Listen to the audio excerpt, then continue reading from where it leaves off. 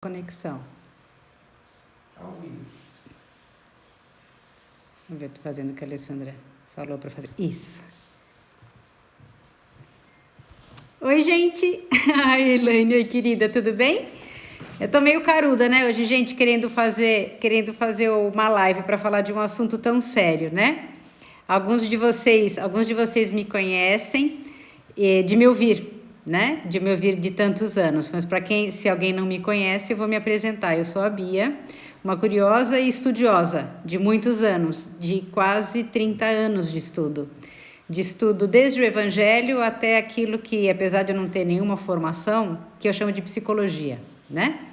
Então, e a união de uma coisa com a outra. Na minha cabeça, Jesus é o grande psicólogo que passou por essa humanidade, junto com tantos outros mentores que passaram. Mas o evangelho dele é a maior riqueza em termos de valores comportamentais para o ser humano. Então, na minha ótica, no meu ponto de vista, depois de agregar tanta informação, eu entendo que ali a gente acha tudo. Então, por que não estudar com essa ótica? Então, o termo reforma íntima é um termo bastante difundido, né, em muitos segmentos, sejam eles segmentos de psicologia, de espiritualidade, de esoterismo, né, ou mesmo particularmente assim, entre conversas informais de amigos. Mas a reforma íntima, na realidade, ela é um processo de autotransformação interior. Um processo de crescimento, né? Um processo que busca a gente encontrar um caminho melhor de vida, um caminho melhor de ser quem a gente veio para ser e ainda não conseguiu chegar, né? Então, em tantos anos de estudo, esse tópico foi e é um tópico eterno, né? Mas de algumas vezes que a gente estudou. Quando eu falei no Stories hoje sobre uma apostila, porque a gente houve um momento onde nós fizemos várias apostilas no segmento de diversos cursos, diversos assuntos. E a base de autotransformação é sempre o foco deste nosso estudo. Então, essas apostilas que eu já tenho há alguns anos e hoje até revi, enfim, reli. Aqui, eu estou aqui com a minha irmã em casa, né? Ela está aqui me dando uma força para essa minha primeira live sozinha. A gente tem um pouco a sensação de que está falando sozinha, né? Mas, enfim, pelo menos eu estou olhando para ela aqui, né? Tem alguém me ouvindo aqui. Não estou falando no eco, né? Mas é um tema bastante profundo, né? E hoje, estudando e relendo aqui, eu já entendi que não é uma coisa que a gente consiga fazer de uma vez só, né? Uma hora parece muito, mas realmente não é. Um assunto bastante profundo. Então, hoje eu decidi abordá-lo de uma forma de como a gente já vem fazendo, né? Mas em relação a uma das óticas deste estudo. Eu possuo em duas óticas. Uma é nós entendermos exatamente o que é uma reforma íntima, e outra é um estudo muito interessante de uma autora chamada Hermance Dufaux, onde ela coloca essa reforma íntima em 6 passos, né? Até nós atingirmos. Obviamente que são 6 passos profundos, mas em 6 passos. Então, eu acho que isso pode ser até um segundo momento de estudo. Eu criei esta página Psicologia no Evangelho, foi o nome que eu dei para ela, para que eu possa dividir um pouco desse material que eu tenho de quase 30 anos de estudo. É um material de uma riqueza muito grande, e fica comigo, né? Então, o que eu pensei? Eu vou achar um canal para ir difundindo esse material e dividindo com as pessoas. Então, a todos que quiserem me seguir, quiserem ter interesse nesse material, eu vou distribuí-lo como quiser, né? Sei lá, se por áudios, por vídeos, as próprias apostilas, como eu me coloquei hoje. Essa aqui que eu vou ler uns trechos hoje, e esta que eu vou mandar por e-mail para quem se interessou, já tem uma série de e-mails comigo, né? Então, esta que eu vou ler alguns trechos dela, porque é assim que eu consigo me comunicar melhor, é dessa forma que eu consigo me comunicar melhor. Então, vamos lá, vamos começar. Reforma íntima. Quando a gente fala em reforma íntima, a gente tem um pouco a sensação de que precisa se transformar inteiro, parece que morreu uma pessoa e nasceu outra, né? A gente tem um pouco a sensação de que toda aquela pessoa que eu fui, os comportamentos que eu tenho, os meus desejos, a minha forma de encarar as coisas, a minha forma de reagir, parece que de repente a gente começa a ouvir as palestras das pessoas, ler os livros e tem a sensação de que está tudo errado. E que eu precisava ou nascer de novo ou pegar e me tornar outra, né? E, na realidade, a reforma, como a própria palavra diz, eu acho que a gente pode associá-la a uma reforma de uma casa, por exemplo. Quando a gente se põe a fazer uma reforma na nossa própria casa, o que a gente pensa? A gente pensa em obter aquilo que a gente ainda não tem para poder usufruir, ou de melhorar uma coisa que no tempo que a gente fez, a gente tinha só aquela condição, às vezes, muitas vezes financeira, de fazer, e agora eu tenho um pouco mais de condição, ou um pouco mais de visão, né, de percepção do que é bom da vida. Então eu me ponho a pegar um cômodo, reformar, aumentar aqui para lá, fazer mais uma sala ali, aumentar o jardim, que é uma coisa que eu vi que eu estava gostando, mas eu não perco aquela mesma base. Eu não parto para demolir uma casa para construir outra se eu for me reformar. A minha reforma está exatamente aonde? Entender da minha casa tudo aquilo que é bom, que está bom, que me é útil, que serve para mim da melhor forma possível, para mim e para os meus que habitam aquela casa, e a partir daí sim, eu parto para reformar aquilo que ainda me falta. Então eu vou buscar dentro das minhas possibilidades aquilo que eu ainda não tenho e seria muito bom se eu tivesse para habitar aquela mesma casa. Não é diferente uma casa material de uma casa mental, de uma casa emocional. As nossas dificuldades poderiam ser comparadas a todos os cômodos que nós ainda não temos nesta casa. E nós precisamos construí-los, né? Para que a gente circule melhor da sala para o quarto, para o jardim, para a cozinha, mas eu também tenha um recanto onde eu possa fazer uma meditação, eu tenho um recanto onde eu possa ter um tempo de leitura. E esses recantos, vamos dizer, dentro da nossa casa, são os cômodos que nós ainda precisamos construir. Então, são aqueles lugares dentro de nós mesmos e aquelas, vamos chamar de artifícios que nós temos que ter, às vezes falta uma palavra, né? Ou de capacidades que nós temos que vir a desenvolver que nós ainda não temos. Então, qual é o grande segredo da transformação pessoal? É entender que, primeiro de tudo, eu tenho que me conhecer. Então, conhecer a si mesmo, tomar posse de si mesmo, para depois transformar a si mesmo. Este é o caminho. Não adianta a gente acordar hoje e achar que, porque eu li uma bela frase no Facebook, eu resolvi que realmente aquilo ali é um valor para mim e eu tenho que mudar. Eu não consigo virar esta chave dessa forma, porque nós somos seres humanos cheios de automatismo. Automatismo tanto desta encarnação quanto de outras passadas e de comportamentos outros de nossos familiares e comportamentos também com os quais nós convivemos em sociedade, no nosso trabalho, nas nossas relações sociais, seja onde for. Então não é tão simples nós tirarmos de nós as influências externas, né? Então, vamos lá, vamos aos poucos falando para a gente ir vendo se vamos respondendo, se tiver alguma dúvida a gente vai, enfim, tentando resolver, né? Eu só tem coisa que eu não consigo mexer na tela, viu, gente? Às vezes eu mexo aqui, mas eu não sei aonde ir para voltar onde eu estava, sabe? Então, vamos lá, vamos indo. Quando a gente fala em reforma íntima, a gente fala na pessoa que nós somos, né? Então, o que é a pessoa que nós somos? A psicologia chama ela de o homem velho. O homem velho é aquele que possui tudo que se é até este momento. Como quando na figura do batismo tem uma figura que dá para comparar nesse momento, e a frase que João Batista fala no Evangelho é uma frase que quer dizer assim, você tem que, para ser batizado, você tem que mudar a sua mentalidade. Você tem que mudar de pessoa. Tanto que diz que naquele tempo, quando se batizavam no Rio Jordão, as pessoas mudavam de nome. Porque mudar de nome significa mudar de pessoa, mudar de condução de vida, mudar de postura. Então, você muda do velho para o novo. Esta é a ideia. Esta é a ideia desta palavra, o homem velho. Mas o que nós, quando estamos começando a nos questionar, principalmente quando nós nos pusemos a fazer uma terapia, por exemplo, nós vamos enxergando em nós um lado muito complexo e difícil de ser trabalhado, que é o lado das nossas imperfeições. Então, Jung chama este lado de a nossa sombra, né? E é interessante esse termo que ele usou, porque é bem isso na forma material, como quando a luz está batendo em mim, por exemplo, agora, eu estou fazendo uma sombra de mim atrás. Então, essa sombra também me pertence, ela também faz parte do meu verdadeiro eu, mas ela não está na frente, ela não está à frente das minhas palavras, à frente das minhas ações, mas ela está subliminarmente dentro de tudo aquilo que eu faço. Então, é isso que nós vamos começar a entender. Então, vamos dizer assim, eu vou ler um pedacinho. Matar o homem velho, extinguir sombras, vencer o passado são expressões que nós usamos comumente nesse processo interior.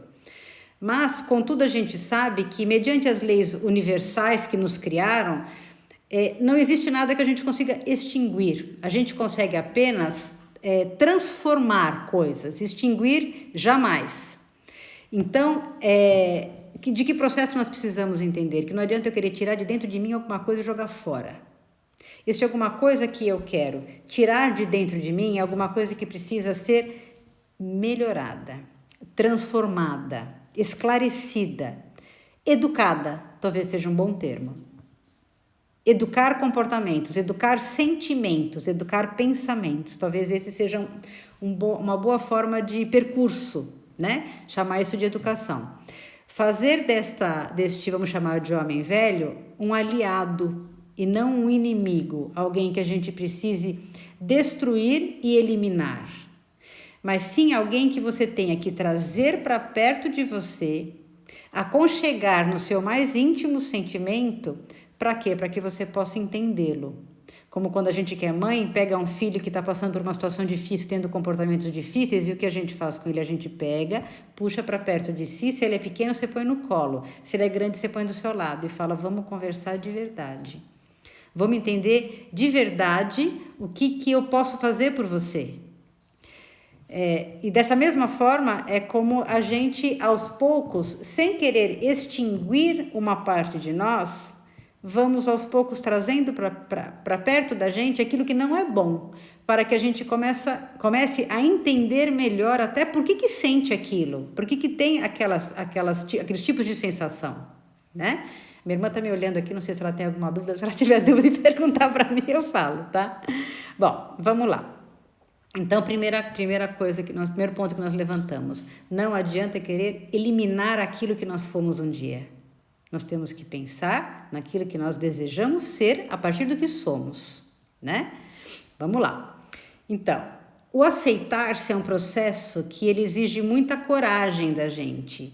Ele exige que nós tenhamos que enfrentar e nos olhar no espelho sem vergonha daquilo que estamos vendo. Como, por exemplo, nesse momento, que é o momento que está todo mundo longe do cabeleireiro, inclusive eu, com essa cabelaiada branca, eu olho no espelho e não quero nem olhar. Eu olho no espelho de nariz em pé, que é para não ver o cabelo branco.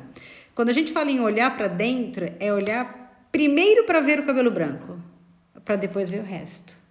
Então, isso é um tipo de olhar que a gente não costuma ter na frente do espelho. A gente normalmente olha no espelho e se vê o que de melhor consegue enxergar. E, na realidade, quando nós estamos falando em autoconhecimento, nós vamos olhar no espelho e ver aquilo que nós gostamos de não ver. E, de preferência, deixamos fora da zona do espelho. Isso é provocar autoconhecimento. É entrar numa certa zona de desconforto, né? E trabalhar o quê dentro dessa zona de desconforto? Trabalhar a aceitação. Quando a gente fala em aceitação, não é aceitação daquilo que está errado e conformidade e concordância com aquilo que está errado. A aceitação é uma atitude dinâmica, é uma atitude não conflitiva, não é uma atitude de concordância. O fato de você aceitar, muito pelo contrário, é simplesmente você admitir para você mesmo as limitações que tem. Apesar da gente achar que não tem limitações nenhuma, nem de tempo nem de vida, nós somos cheios delas. Nós temos todas as limitações com as quais nós nos deparamos todos os dias quando acontece uma situação e a gente não sabe lidar com ela. Todas as vezes que nós, por exemplo, perdemos a paciência, todas as vezes que nós mal respondemos a alguém porque ficamos rapidamente irritados. O que significa isso? Significa que uma situação se apresentou para mim e eu não tive capacidade o suficiente dentro do meu poder de equilíbrio de me manter ilesa naquela situação. Então eu me perdi. Me perdi com um comentário, me perdi com uma atitude de alguém que trabalha comigo. Eu posso me perder, às vezes até com uma coisa que eu estou lendo numa revista que me irrite muito. A gente se perde até vendo novela, na realidade, né? Quando a gente vê, a gente está falando mal do personagem da novela como se ele fosse uma pessoa de verdade. E na realidade é só um personagem. Então, a aceitação, ela passa pelo quê? Ela passa por eu admitir para mim mesma que sim, eu sou assim. E agora, vamos ver o que eu faço. Como é que eu arregaço a manga e vamos ver o que eu faço. Mas sem conflito, sem culpa, sem drama. né? E sem, principalmente, ficar achando terceiros outros que eu possa responsabilizar pela maneira como eu sou. Que isso também é uma atitude bastante comum que a gente faz, né? Mais pra frente a gente vai falar um pouquinho sobre isso. Eu vou só pedir uma ajuda para Alessandra, que deve estar me ouvindo, para dizer para mim como eu tiro da minha frente aqui uma coisa que está estacionada. Ó, eu vou chamar minha irmã para vir ver, para Alessandra responder para você. Vem cá, que você vai ver o negócio. Ó, ela não precisa aparecer no vídeo, que ela não quer aparecer no vídeo, tá, gente? Mas, ó, você vai perguntar para Alessandra como é que eu tiro isso aqui daqui, ó. Tá vendo? E se você arrastar? Então. Ai, pronto, ó. Ai, como é bom ter irmã! Ela resolveu. Pronto, vamos lá. Agora eu consigo ver de novo quem tá aí, gente. Ó, a Patrícia tá falando, oi, Bel. Nada como ter uma irmã. Bom, vamos lá. Então, vamos lá, nas nossas imperfeições, né? Encontrar com as nossas imperfeições, que não é uma coisa tão fácil. Mas o que é de por que é interessante a gente prestar atenção nas nossas imperfeições? Porque elas são como aquelas balizas que a gente põe quando vai aprender a dirigir, que na bendita autoescola, que a gente fica batendo nelas até conseguir tirar a carta. A gente tem aquelas balizas chatíssimas, que você tem que ficar mirando para não bater nelas e até que, enfim, conseguir tirar a sua carta de habilitação. As nossas imperfeições, elas podem funcionar para a gente exatamente como essas balizas. Nós colocamos todas elas em pontos que nós as vemos, nós vamos nos incomodar da mesma forma como nós nos incomodamos com aquela da autoescola, né? Mas elas são pontos claros para nós de aonde nós não devemos encostar, de onde nós não devemos chegar. Então, se eu sei e claramente sei que sou assim, os meus limites de baliza quais serão? Até o ponto em que eu não chegue naquele meu limite. Porque eu sei que a hora que eu chegar naquele limite, eu vou perder o fio da meada. Então, por coisas tolas que acontecem na nossa vida, a gente sabe qual é o ponto. Então, se eu sei que eu sou uma pessoa, por exemplo, muito irritadiça, né? Com facilidade eu perco a paciência, por exemplo, quando eu ligo para pedir uma assistência em alguma coisa no telefone. Se eu sei que aquele momento é o momento que eu já estou bufando de contrariada por aquilo que está acontecendo, aquele não é o melhor momento para telefonar. Por quê? Porque eu sei que eu vou perder a paciência nos primeiros 3 minutos, com uma pessoa que está sentada do lado de lá, que provavelmente não é tão bem treinada, ou ela troca muito de setor e ela muito provavelmente não vai ser tão ágil no meu atendimento, porque sou eu e milhões de pessoas ligando para pedir a mesma coisa.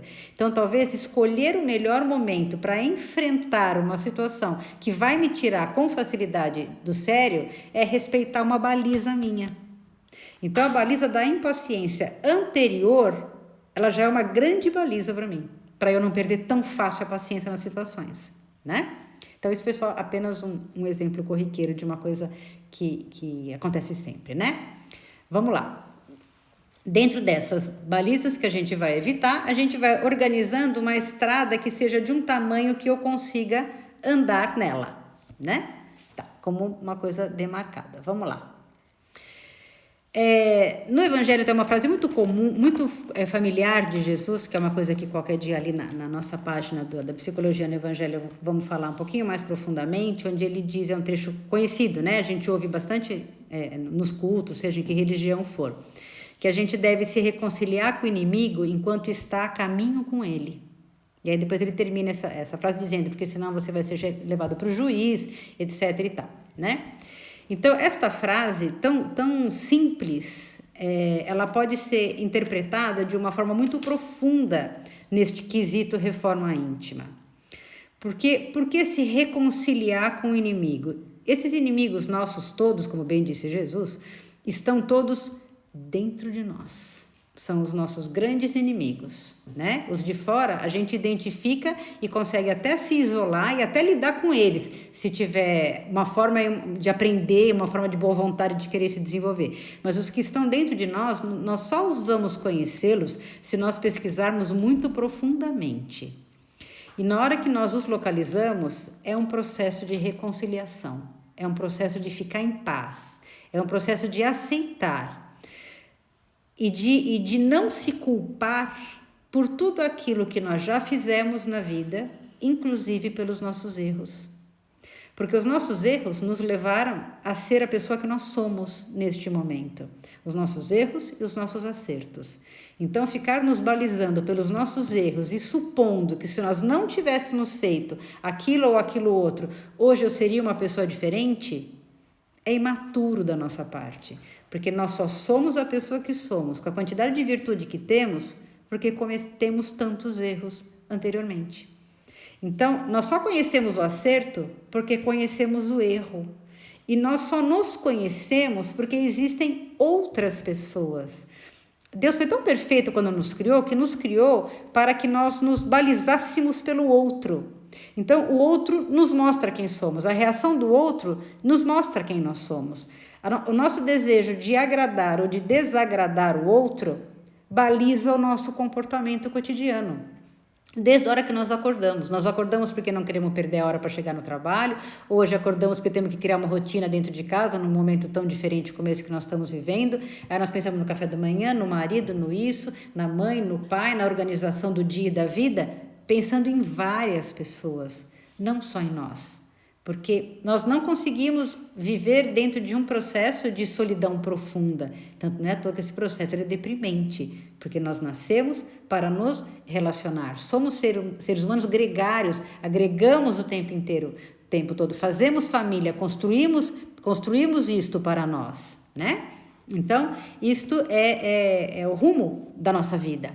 Então, vamos lá. A gente pegar essa tarefa e postergá-la é, sinceramente, ser invigilante, né? Conosco mesmo. Muito bem, mas aí tá muito bem, muito bacana, tal. Mas como é que a gente consegue se autoconhecer? Não é uma coisa tão simples, a gente se questionar.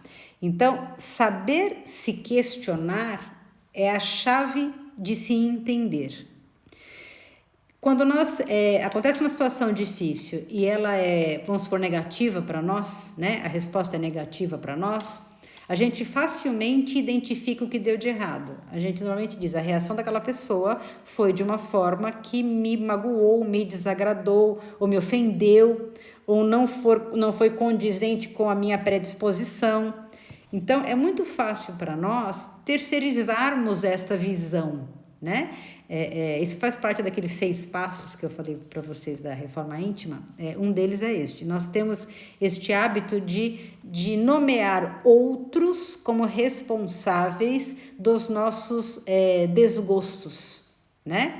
É muito raro nós entendermos, por exemplo, até um exemplo tolo, quando a gente sai de casa com uma roupa esperando que vai fazer um tempo e o tempo vira e aquilo te pega no contrapé e você ou passa frio ou passa calor ou suja a roupa nova que você estava, enfim, aquilo nos contraria, é uma coisa tola, mas é uma coisa que acontece muito. E nós pensamos, puxa vida, mas precisava chover hoje? Hoje era dia de chover? Porque aquela previsão que eu passei ontem, hoje de manhã ainda havia previsão de novo. E nós ficamos mais incomodados com a pessoa da previsão do tempo, e às vezes até com Deus, ou seja, quem for que mudou o tempo de repente, do que com a nossa frustração de ter colocado uma roupa num dia que o resultado não foi aquele que a gente esperava. Então, nós temos uma necessidade muito grande na nossa psique de achar um culpado para aquilo que nós não colocamos como nossa responsabilidade. Para quê? Para que se complete a nossa responsabilidade de isenção de culpa. Então, acontece alguma coisa ruim comigo, alguém fez alguma coisa para que isso acontecesse. Do buraco da rua do prefeito que não fechou até seja o que for, sempre existe alguém que vai assumir o papel do culpado no lugar do meu. Sempre. Por quê? Porque assim nós temos a sensação de uma pseudo-paz, um pseudo-equilíbrio interior.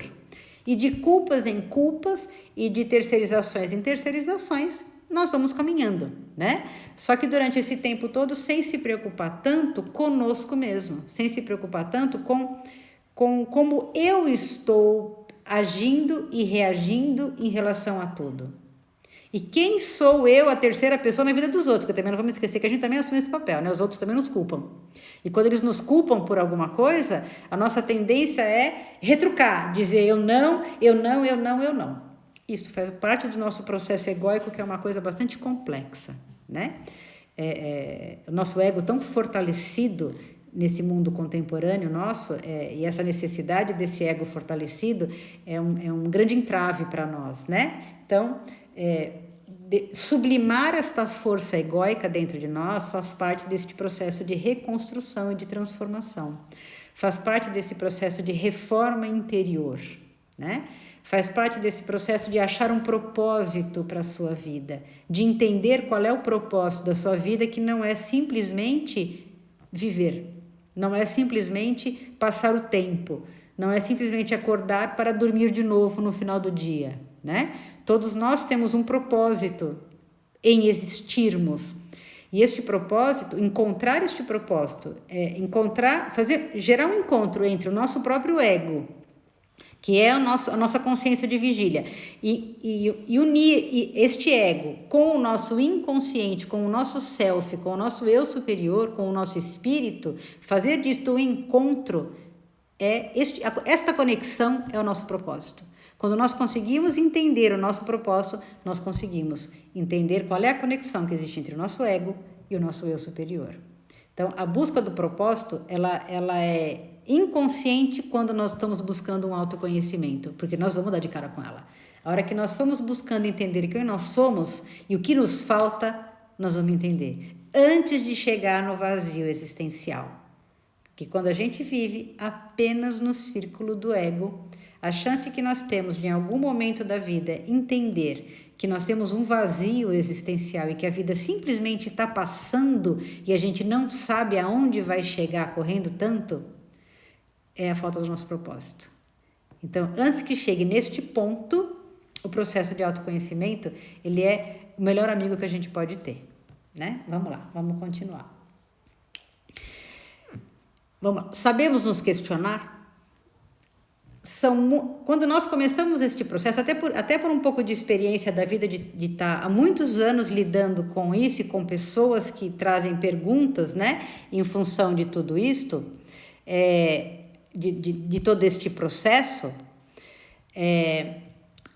é claro, as pessoas sempre me questionaram assim, mas Bia, tá bom, então como é que eu consigo me conhecer, como é que eu consigo me entender, de que forma eu acho, porque agora eu já entendi que eu tenho isso de erro, eu faço isso errado, eu escuto o evangelho, eu vejo que essa lição foi para mim, eu vou no outro lugar, leio um livro de autoajuda, que parece que todos aqueles capítulos foram escritos para mim, porque tudo aquilo ali que está lá eu faço, e isso e aquilo, e aquilo, e aquilo, e a gente entra num processo de identificação de erros, que é uma coisa imensa, né? Como se nós, a partir daquele momento, só tivéssemos erros. E o que isso começa a gerar em nós? Uma frustração enorme. Aí parece que o tal do ponto do equilíbrio, ele está cada vez mais distante, quase como uma miragem no deserto, né? Eu me lembro muitas vezes da minha irmã, ela está aqui, eu olho para ela, eu estou lembrando, que ela falava para mim que é muito difícil a gente ficar se questionando assim, porque parece que a gente só tem erro, parece que a gente nunca vai achar acerto, né? E na realidade, não. Isso também é uma grande armadilha para nós. Enxergarmos para essa situação, enxergarmos nela um poço de frustração, também é uma armadilha, porque também não deixa de ser uma zona de conforto. Eu sair daquela onde eu erro tanto e entrar noutra zona dizendo, então agora eu sei tudo que eu faço de errado. Eu sei que eu sou assim, eu sei que eu sou assado, mas eu também já fui a vida inteira assim, então agora também já não é mais hora de eu mudar isso, né? Já vivi assim a vida inteira, todo mundo me aguentou, e olha o que eu construí até agora, mas é agora que eu vou me pôr a mudar, né? E na realidade, a mudança é a vida que é eterna. Então a mudança, ela também é um despertar de potenciais, de todos aqueles potenciais que, por exemplo, hoje não está tão difícil da gente ver. Todos esses potenciais. A quantidade de campanhas que a gente tem visto na internet, de pessoas se preocupando com pessoas que elas nunca nem pensaram que existiam, e que nesse momento as pessoas estão lembrando que elas existem, como as pessoas que trabalham, por exemplo, por um recebimento diário. Hoje eu vejo campanhas e mais campanhas que vão desde o buffet que eu utilizei no casamento do meu filho. Fizeram um projeto super legal, que já que eles têm uma série de cozinheiros que cozinham majestosamente, então por que não cozinhar para quem não tem o que comer neste momento? Então eles pegaram todos os funcionários, saíram pedindo dinheiro, né, para outros tantos colaborarem, para que eles fizessem essas comidas e levassem para essas pessoas. Aí penso eu, será que se esse momento não fosse este que nós estamos vivendo, essas pessoas teriam sido percebidas por essas outras que cozinham tão bem? Talvez não. Talvez não tivessem, né? Talvez todas essas pessoas que moram em comunidades, a gente que trabalha em comunidade já há alguns anos sabe disso, pessoas que moram em comunidades não são tão percebidas assim. São percebidas por todos aqueles que trabalham com isso. Mas para aqueles que não trabalham com isso, elas não são percebidas de uma forma positiva como seres humanos que vivem com extremas necessidades. E num momento como esse, talvez muitos de nós, dentro das suas possibilidades, né, das suas casas, das suas farturas, daquilo que tem, estamos nos questionando de como está sendo relativamente fácil para uns passarem pela quarentena e como está sendo para outros absurdamente difícil. Então, esse tipo de sentimento que a gente está vendo nascer nas pessoas neste momento era um potencial que já existia e que estava adormecido. Ninguém aprendeu a ser caridoso agora e aprendeu a olhar agora para aqueles que não têm ou têm menos do que nós. Isso já era um valor dentro de nós. Ele só precisava do estímulo certo para ser desenvolvido no momento certo. E talvez um dos maiores estímulos que a gente tenha na vida é a dor e a dificuldade. Ele talvez seja nosso grande mestre, né? Doeu, empurra. Faltou água, a gente corre para achar outro pote d'água para beber, né? A água bateu, você sai nadando. Então, um dos grandes promotores de desenvolvimento do ser humano é a dor, talvez até o maior de todos eles, né? É a dor, é a necessidade. Então, o que nós temos que entender desse comparativo que eu estou dizendo? Que isso tudo já estava dentro de cada um de nós. Estava apenas aguardando o momento para ser desenvolvido. Talvez aquele momento em que a gente sempre diz, eu não tenho tempo, né? Vamos ver se ano que vem vou me programar para entrar num projeto social. Vamos ver se, sei lá, no mês que vem, vamos ver se eu consigo trocar alguns dias da minha semana, encaixar alguns horários, né? E me colocar numa ONG, sei lá eu. E hoje a gente está entendendo que para fazer caridade, você não precisa sair de dentro da sua casa. Você não precisa sair da frente do seu telefone celular para fazer caridade. Você pode... Existem N projetos que andam independente da gente ter tempo ou não. Porque tem pessoas que conseguem ter este tempo, tem pessoas que conseguem conseguir esse tempo dentro dos seus corre-corres, mas nós podemos nos agrupar. Então, nós não precisamos nos programar para o ano que vem para fazer uma coisa boa. Por quê? Porque nós estamos postergando o desenvolvimento de uma virtude. Então, claro que a gente não vai vestir um santo e desistir outro, claro que não. Mas dentro do tempo que nós temos, nós podemos sim gastar um pouco menos de tempo com alguma coisa que a gente despende muito e fazer deste tempo um tempo construtivo para nós mesmos.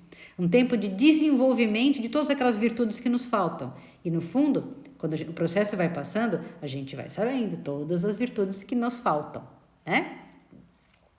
Muito bem. Vamos aqui. Qual é o início desse processo? Então, conforme nós falamos, da reforma íntima, aprender a perguntar a nós mesmos quem nós somos. Então, deste estudo que eu estou aqui nesta apostila, eu linkei numa série de perguntas como nós vamos aprendendo a nos conhecer. Então, como fosse um exercício, no final do dia de hoje, por exemplo, a gente pode pegar de preferência uma situação conflitiva. Uma situação onde a gente não tenha ficado tão feliz depois que ela aconteceu, né? Então, primeira pergunta. Com que intenção eu pratiquei tal ato naquela situação? Qual a minha intenção ao dizer aquilo a alguém? E por que é importante eu pesquisar a minha intenção? Porque a minha intenção está carregada da minha energia. Então, a minha energia psíquica, a frequência energética da minha consciência, ela vai estar impressa na minha intenção ao tomar uma atitude ou falar alguma coisa. Por exemplo, vamos pegar um exemplo bem cotidiano. Ir num evento, ir numa festa, num casamento, seja o que for, ir num evento. Quando nós estamos em casa, já nos arrumando para ir nesse evento, aliás, desde quando nós recebemos o convite do evento, nós já temos um universo de intenções. Então, eu tenho a intenção de ir para ser feliz, comemorar, Eu tenho a intenção de ir por obrigação, porque é uma coisa do meu marido, é uma coisa que eu não queria ir. Eu tenho a intenção de me vestir majestosamente bem para ser a pessoa mais bonita da festa. Eu tenho a intenção de passar despercebida. Então, eu tenho diversas intenções atrás daquilo que eu vou realizar. E todas essas intenções, elas vão estar claras nos comportamentos que eu vou ter quando eu chegar nessa situação. Por exemplo, mulheres são extremamente observadoras. Então, quando nós vamos num evento, por exemplo, nós sabemos descrever e conversar. Vamos dizer que, digamos que tenhamos ido com o nosso parceiro ou parceira, seja quem for. Quando nós retornamos, nós conseguimos descrever o sentimento e a emoção de muita gente que estava naquela festa. Por quê? Porque nós temos este nível de percepção e este desejo de perceber isto. Agora, o que fazemos com essas informações durante o tempo de permanência que nós estamos lá? Que nós vemos um casal discutindo com o outro, a gente vê uma mulher desgostosa, a gente vê a outra isso, a gente vê a outra pessoa assim, a gente vê o outro casal assim. E o que nós ficamos fazendo com essa quantidade de informações que nós estamos tendo? Com essa quantidade de estímulos, né? Que nós estamos tendo no nosso consciente. Nós ficamos criando histórias para eles e julgamentos deles. E o que a gente percebe de mais interessante? Quando a nossa intenção de ir numa festa ou de um evento é uma coisa extremamente positiva, então eu estou indo naquela situação porque eu adoro aquela minha amiga que vai se unir com aquele rapaz que eu também adoro, ou qualquer, seja como for a situação, vamos supor num casamento, né? Por exemplo. Então, eu adoro aquela situação, eu estou super feliz, ela está super feliz porque ela fez aquela festa, porque ela conseguiu fazer. Então, a minha intenção é uma intenção muito positiva. Eu estou muito predisposta a ser feliz naquela situação. Eu estou muito predisposta para que aquela situação toda por si só seja feliz, que tudo dê certo, que a minha amiga fique feliz, que o companheiro dela fique feliz também, né? Então, tudo isso, para mim, são predisposições. Então, quando eu chego lá e eu vou olhar aquela situação toda, vocês estejam certos que eu estarei extremamente alegre. Então, a primeira coisa que eu vou fazer não é sair julgando as pessoas negativamente. Vocês podem perceber isso em vocês mesmos. Quando a gente entra num lugar e fala, olha que linda essas flores, olha que negócio legal que ela pôs aqui, nossa, quanta gente bem vestida, né? E a gente vai com aquele olhar de encantamento, que aí a comida era deliciosa, a bebida era mais ainda, ou seja o que for, era mais legal ainda. Ai, que pena que o fulano não veio, nossa, deixa eu tirar vou fazer uma selfie que eu vou mandar agora para minha amiga que tá doente em casa, não pôde vir, vou mostrar para ela, vou fazer um vídeo da festa para mandar para ela ver como foi incrível, né? Aí a gente tem até aquelas ideias de pôr a cara da amiga na foto para que ela apareça na foto do grupo também. E tudo isso por quê? Por que nós temos este olhar por que nós enxergamos tudo de bom que estava acontecendo lá? Porque a intenção que nos moveu a ir lá era uma intenção positiva, era uma intenção feliz. Então nós conseguimos ter a capacidade de ter esta percepção feliz. Agora, se a nossa intenção ao sair de lá é incomodada porque está indo, porque naquele dia, justamente, eu tinha muito mais o que fazer do que ir naquele lugar. E eu tenho que ir porque é obrigação, porque o marido é, sei lá, não sei o que, da festa. E etc e tal. Então, eu já saio assim... Oi? Pergunta se está todo mundo te vendo. Você está escuro. Eu não? As pessoas estão me vendo? A minha irmã está perguntando se as pessoas estão me vendo. Está vendo?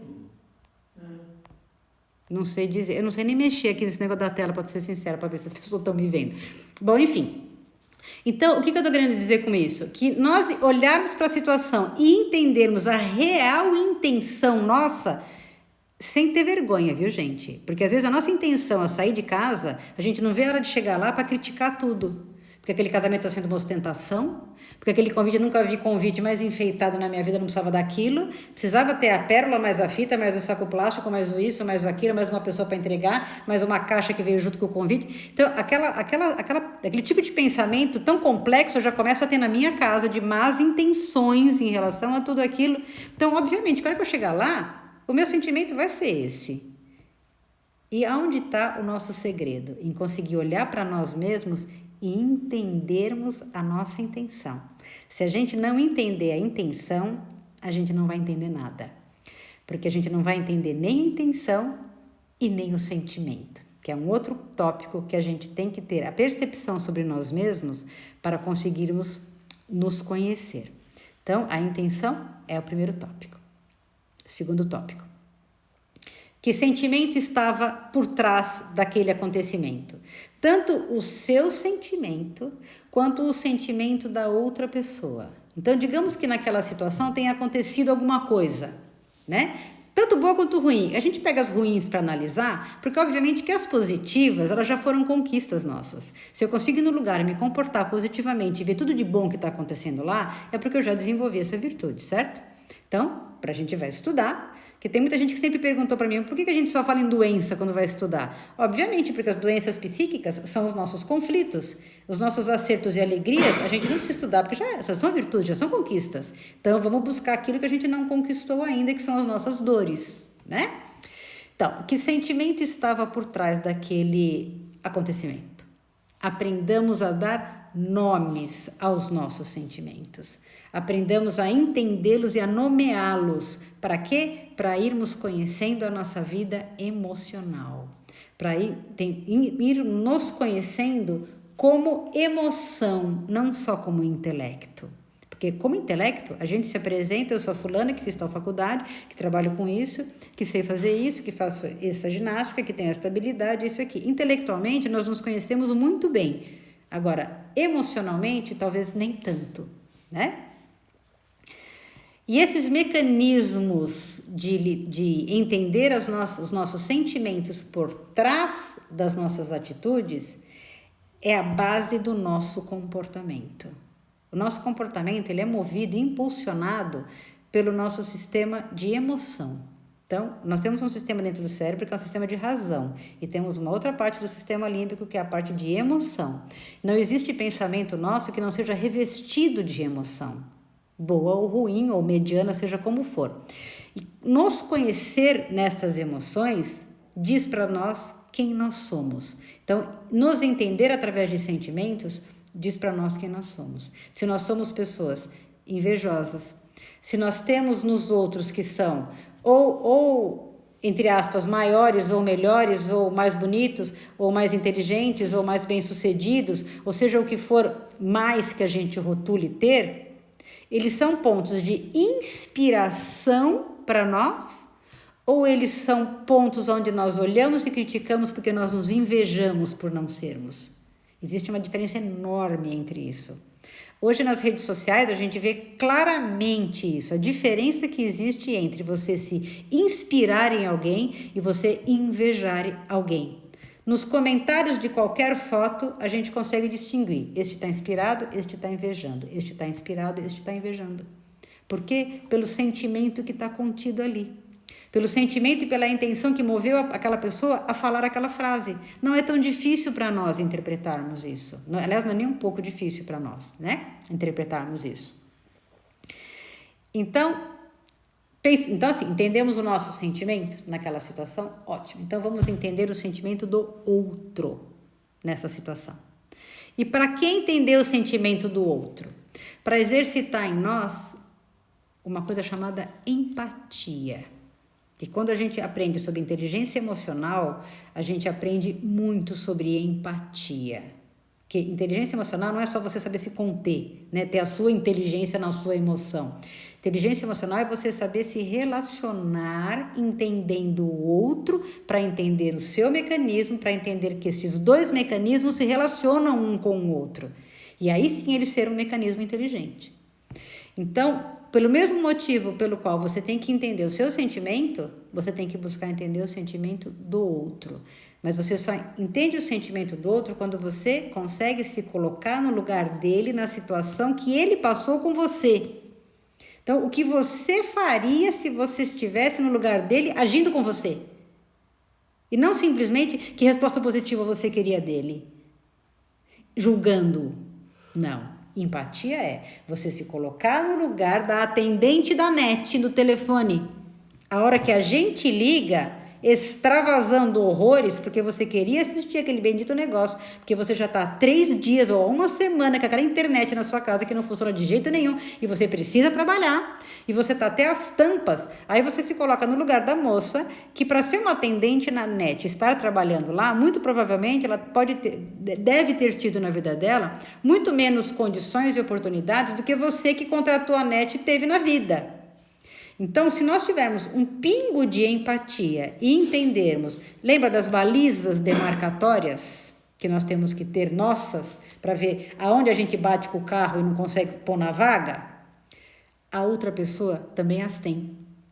E se a gente conseguir friamente entender com que intenção eu estou ligando na net, olha lá a intenção e o sentimento. Estou falando da net porque é uma coisa comum, né? Precisa na net, na Claro, na TIM, qualquer uma, na Viva, hoje, qualquer uma. Sky, né? Sky também é um prato cheio.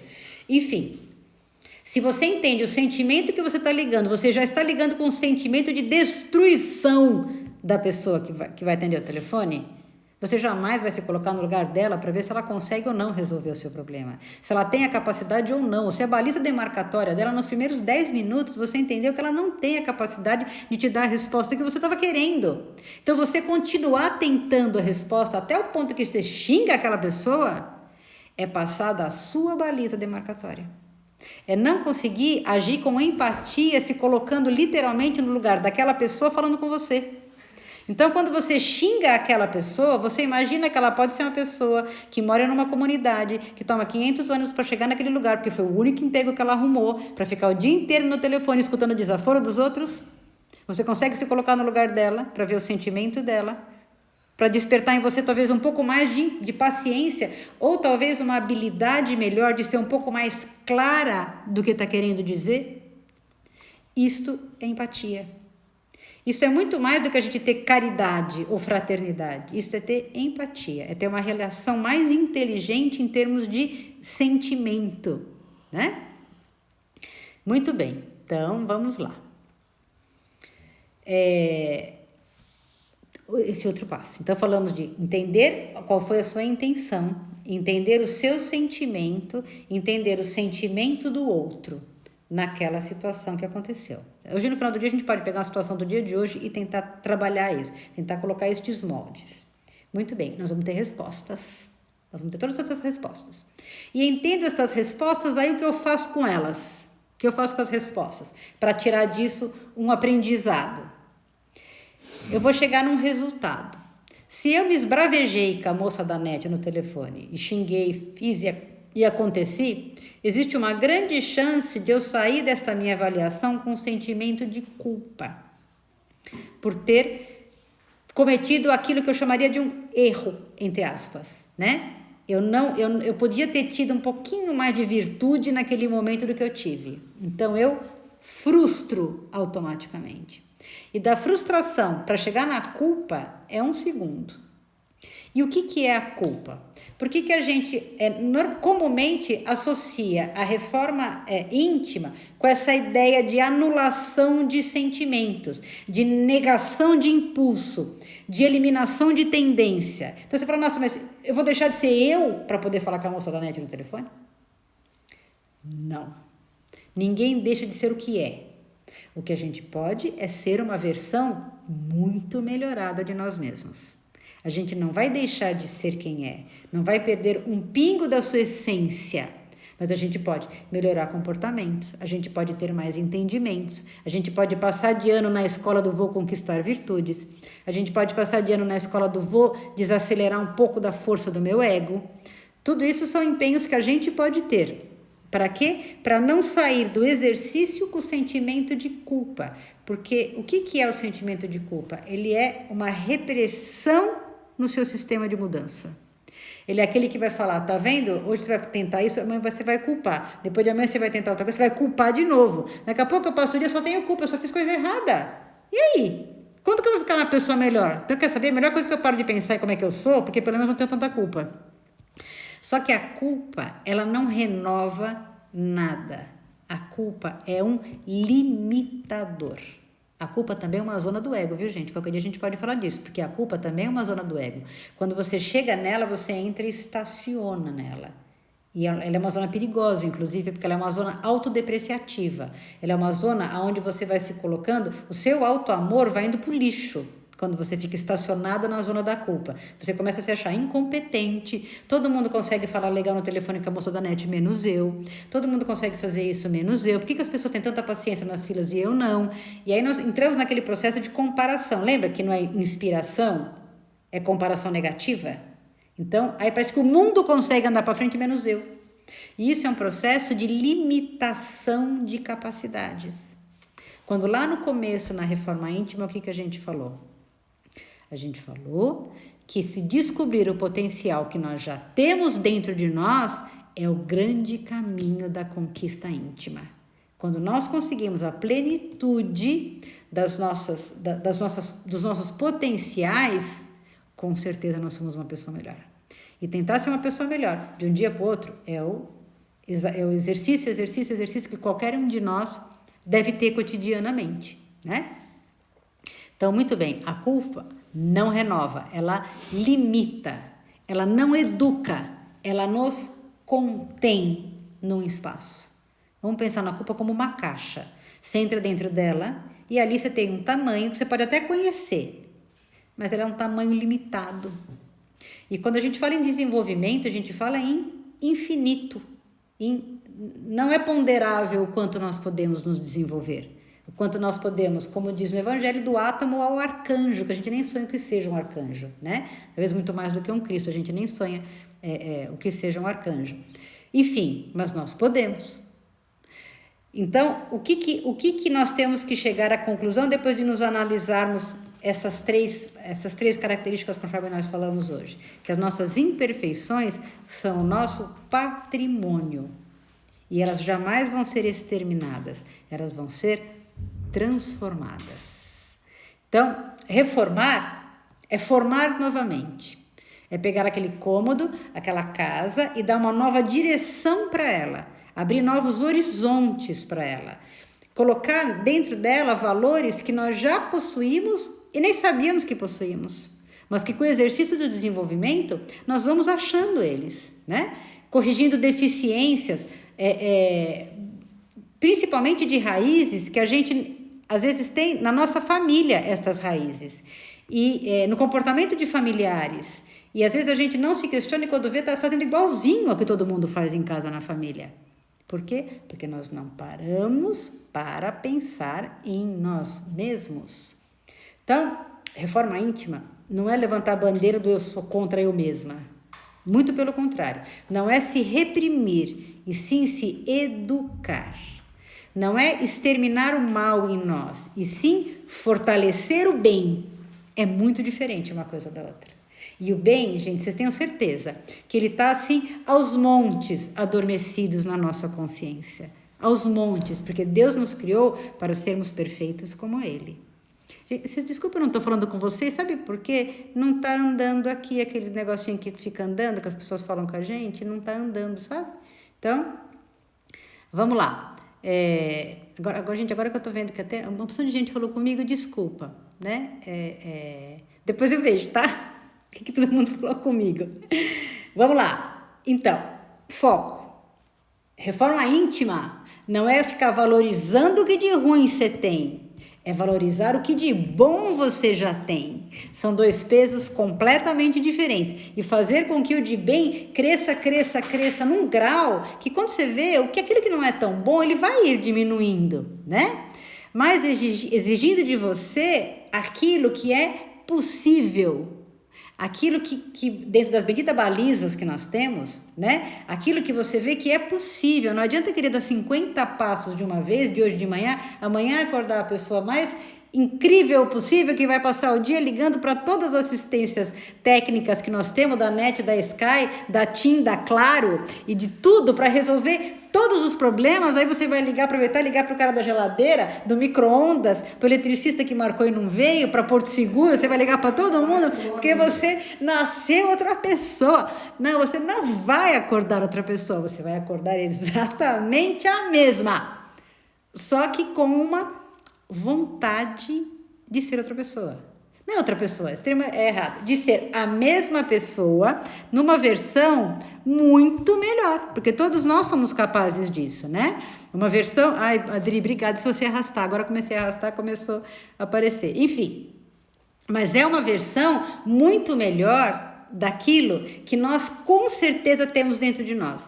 Se nós negarmos a existência de um Deus perfeito, que nos coloca num corpo perfeito, que vamos combinar, gestar uma criança é uma câmara de materialização, de uma forma onde quanto mais a gente estuda o cérebro, mais a gente entende que a presença de Deus é uma coisa louca dentro da nossa perfeição, e acharmos que nós somos criados para sermos imperfeitos pela nossa vontade, é pensar muito pequeno.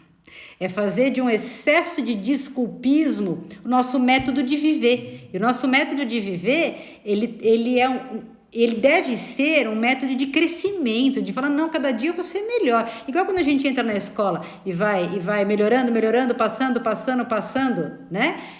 De ano, por que não passar de ano nas nossas emoções? Por que não passar de ano... É um excelente exercício. Ver quantos comentários negativos nós temos em relação àquilo que nós postamos. Se você é uma pessoa que tem vários comentários positivos, que legal. Sinal que a sua forma de externar aquilo que você já é bastante positiva. Agora, se você é uma pessoa que está despertando inveja nos outros, talvez você tenha que rever a intenção que você tem quando você se põe espetacularmente maravilhosa para ir numa festa, e que se em 10 minutos depois que você chegou na festa, 10 pessoas no mínimo não disseram para você que você tá linda, você se frustra e senta, vou combinar que alguma coisa está de errado aí. Você já não começa em casa com o companheiro ou companheira que vai com você na festa te elogiando. Se você em casa já fica esperando os elogios, que pode ser que tenham vindo ou não, e você já se frustra em casa, então vou combinar que a bendita da intenção, aquela que nós falamos lá atrás, pode não ser a perfeita, né? Então, buscar o equilíbrio entre a intenção que nós temos, o sentimento que nós colocamos naquela situação, seja palavra, pensamento ou atitude, e entendermos o sentimento do outro, vai começar a explicar para nós melhor quem nós somos. Vai tirar de nós, como eu falei domingo da Páscoa, vai tirar de nós o desejo de ficarmos dizendo para os outros o como nós somos perfeitos na nossa ideia. Como a minha ideia é melhor, como a minha frase é melhor, como eu tenho que te criticar no seu comportamento que você está tendo, porque senão o seu comportamento pode... eu tinha uma versão melhor, se eu fosse você, eu não faria isso. Obviamente que se eu fosse você, eu não faria isso, porque eu sou eu. Então, se eu sou você, se você é você, obviamente que você vai ter um comportamento diferente. Então, por que eu não posso aceitar o seu comportamento e dentro de uma intenção mais bem trabalhada, de uma intenção mais clara trabalhada dentro de nós, eu tentar, quando possível, te ajudar. E se não for possível, ótimo também. Eu vou te apoiar, eu vou te aceitar e eu vou continuar sendo sua amiga. Mas eu vou continuar em paz, tendo uma relação em paz com você. Gente, olha, falta 2 minutos para acabar. Eu nem sei se eu falei tudo que vocês esperavam que eu queria que eu falasse. Agora que eu vi, gente, tem um monte de gente falando. Bom, enfim. Nesses últimos 2 minutos, o que eu queria dizer para vocês. Eu quero primeiro agradecer infinitamente todos vocês que entraram aqui, que me deram a oportunidade de me ouvir, né? A Elaine falando com o Tuca, agora que eu tô vendo um monte de coisa de gente se falando aqui. Mas, enfim, nesse 1 minuto que me resta, o que eu quero dizer para vocês? Que esse projeto do Psicologia no Evangelho é um projeto de divisão, é um projeto de fraternidade, de toda aquela informação que eu juntei nesses 25 ou 30 anos de dividir com vocês. Então, se vocês quiserem prestigiar, a página está começando agora. Essa live que eu fiz hoje só vai ser esta aqui hoje. Outras, se houverem oportunidades e as pessoas quiserem, se foi legal, depois vocês digam para mim se acharam que foi legal, eu vou fazer lá na outra página, né? Por quê? Porque aí essa página é nossa, particular, de vida, de família, e é isso aí, né? E essa de troca de... A Alessandra está falando que você pode começar outra live. Não, tudo bem. Não vou começar outra live, não, que chega, né, gente? Tá cheio de live legal. Tem uma live super legal do César Filho com a Elaine, gente. Vamos ver hoje. Elaine, escreve aí onde é que de memória eu não lembro. Que eu quero super ver, 21h30, viu, gente? A outra página está escritinho aqui, ó, @psicologia no Evangelho. Foi esse nome que eu encontrei, porque para mim Jesus é o maior psicólogo que já existiu na face da Terra. Um beijo enorme para vocês, enorme, enorme, enorme. Eu amo todos vocês demais, porque a minha vida é amar pessoas, todo mundo sabe, e tudo aquilo que está aqui na minha cabeça e que a espiritualidade consegue nos inspirar, esse é o meu desejo de falar para vocês. Desculpe se eu fui repetitiva, se eu não consegui ser tão clara, né? Mas é isso. Até uma próxima e a gente vai se falando aí pela rede social, tá bom? Um beijo imenso para todos vocês. Então, agora eu tenho que escrever. Encerrar agora, para de escrever aqui, eu tenho que encerrar agora.